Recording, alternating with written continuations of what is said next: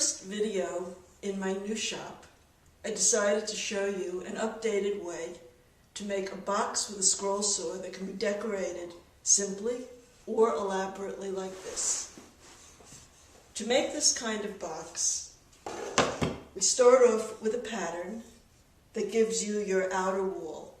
This is the only pattern you're going to use, since in my new and updated way of making this, we're going to use the box to form its own pattern, which is going to give you greater precision than is done using traditional methods.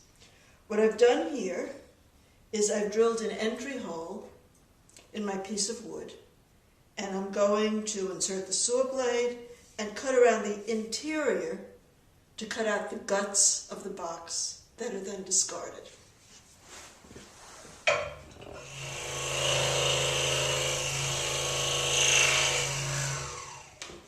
I've now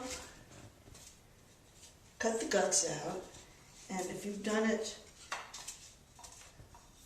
with fairly straight sides, this will slip out. If it's slightly off, it doesn't really matter. It's not like a puzzle that has to slide in both ways. And the only thing that remains for me to do on this piece is to clean up the little bits where I curved around while cutting it. Since with a thick blade, you can't just cut into the corner and pivot. So what I do is I cut into the corner, back up a little bit, and curve around, and then I'll go back and clean this up later. Now once this is cleaned up, then I sand the inside, and as you can see, if you take your time cutting, you're going to get something that will require very little sanding. It's a tongue twister, isn't it? If you've done a real botch job, then take out your detail sander and get out all the little ridges, otherwise hand sanding will do. Now, once you've done that, set this aside and bring this out of the oven just like they do in the cooking shows. You have your nicely sanded box with the guts cut out. Now, what holds the lid in place on this box here is a lid liner. You can make this out of 1/8 inch, 1/4 inch wood, or any wood in between. Contrasting wood, the choice is up to you and what you happen to have on hand. All right, I have this thin piece of walnut, about 1/8 inch thick, that I'm going to use as a lid liner. Now, to get a precise fit, since this is sanded, this is going to be the actual opening. I'm going to invert this on my wood.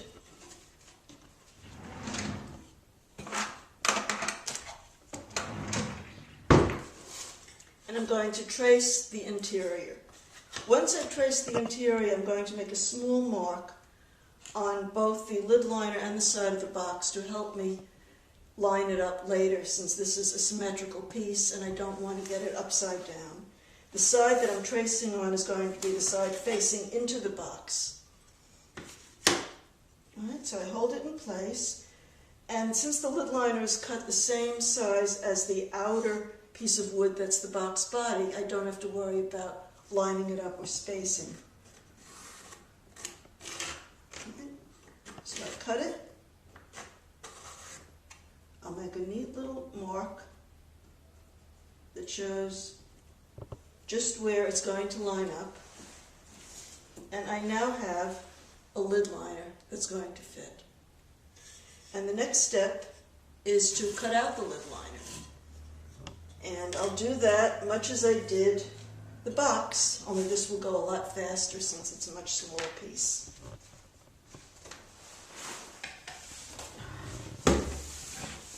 Right, now, I'm going to clean up the edges of this just a little bit, because the next step shows a deviation from what's typically done. Usually what's done is you set the lid liner aside, you make your box, you make your lid, you put the lid liner on the lid, you position the box over it, and you try to figure out exactly where it should be to fit properly. You make your little pencil marks, you apply glue, you apply clamp, and everything slips out of place.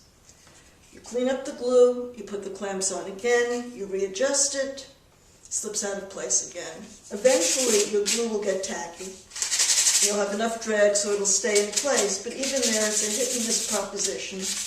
And we've all experienced those little shop gremlins who like to creep in right after you've glued something up, and they move it ever so slightly, just enough to make a mess of things. You really want to avoid that if you can.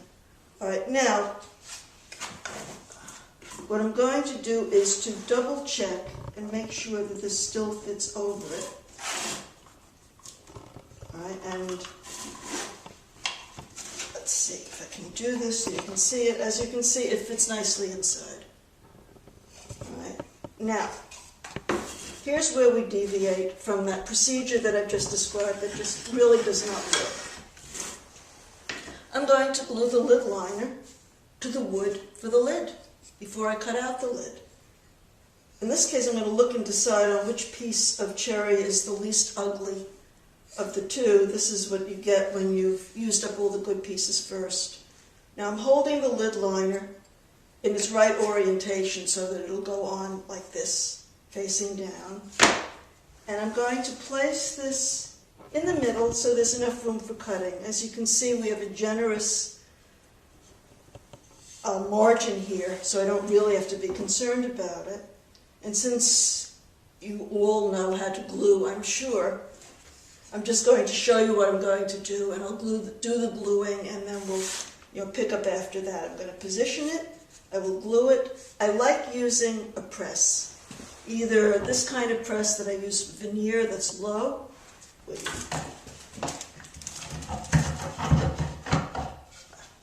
Put it in, put the glue on, push down, and because it has downward pressure, you're not going to get the distortion. Or you could do it in a regular bowl press, but I'm going to reserve the bowl press for something else. So I'm going to put glue on this. If you don't have this, by the way, use your little spring clamps. And since you don't have to worry about slipping out of position, it's of no real consequence. All right, so this takes care of the lid part for now.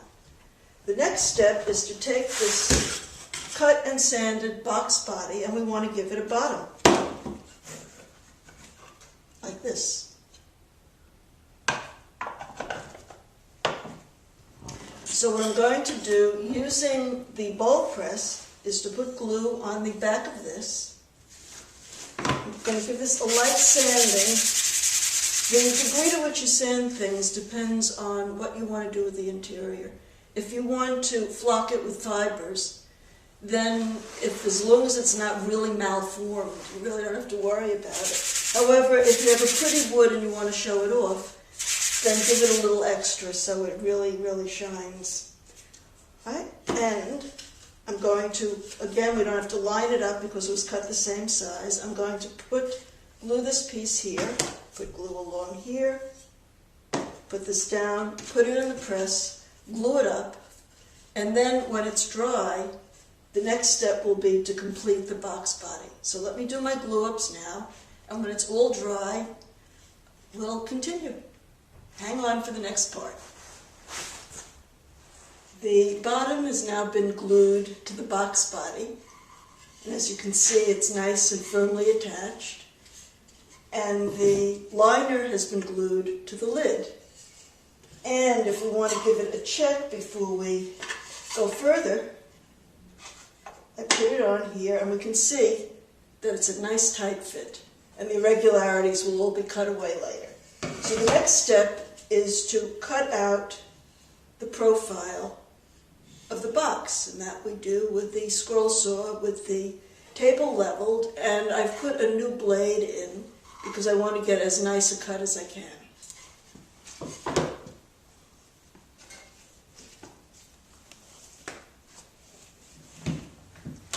Okay, we now have the box cut out, except for one slight problem, where for reasons not clear to me, all of a sudden the wood began to burn.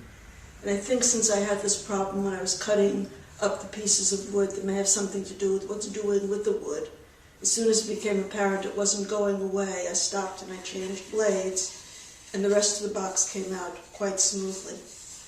But what I'm going to do, since I have that burn, and I want to get rid of it, is to sand the sides of the box. Give it a rough sanding, but just so all the bad stuff is taken away. And I'll get the rest of this stuff off with some mineral spirits later. Alright, so I'm going to go over now to my belt sander,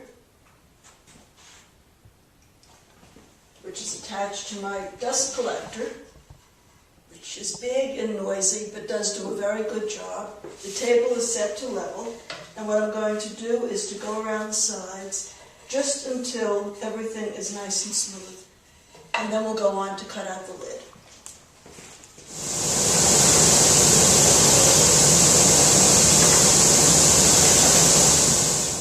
As you can see, this has been rough sanded, but it's now nice and even, and I was pleased to see that the sides remained vertical, which is what happens if you don't push the blade and let the blade do the cutting. All right, now the final part of making this box is to make a nice fitting lid.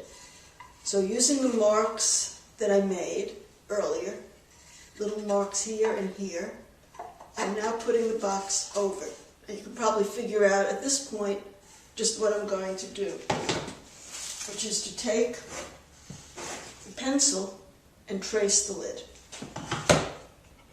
This substitutes for needing a pattern for the lid and gives me a custom fit.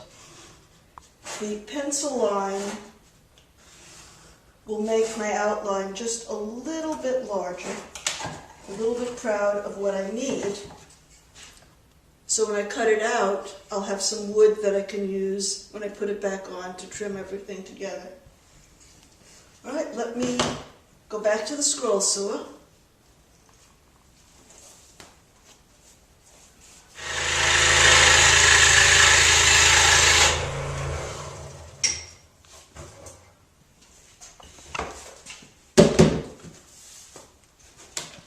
Cut out the lid, and now we're going to put it on the box and see how we did.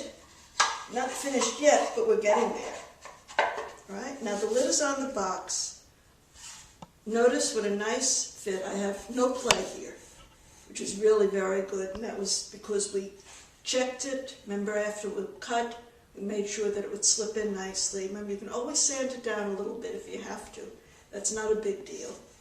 You can always take away wood, you have a problem adding wood. And it fits quite well on the top. The final step now is to put it back on the belt sander and to go around it and even out the sides. If you want, after everything is evened out, to add a bevel to the top, you can do that on the belt sander. If you just want to round the sides, you can do that too. And of course, you could have done anything fancy you wanted on the lid, or on the lid liner if you want to cut something out to customize it. All right, so what I'm going to do now is the final rough sanding. After that, I can do some hand sanding, any tweaking that I need to do, but this will determine the shape.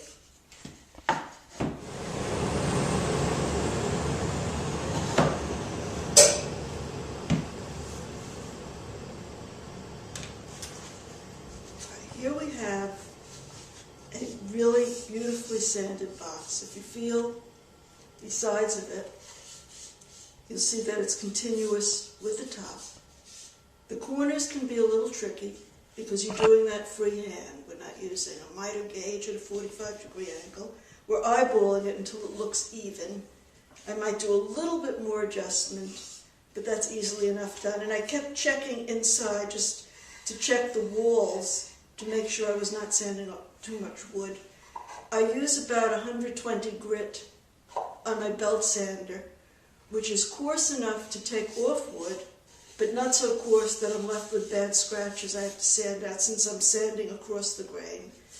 So at this point, I'll do whatever final tweaking, maybe a little bit more on the belt sander, and then I'll move to hand sanding, to a detail sander. My mouse sander works well for this. Do what I want to do to the lid, and you have a box that is just waiting for a gorgeous bow.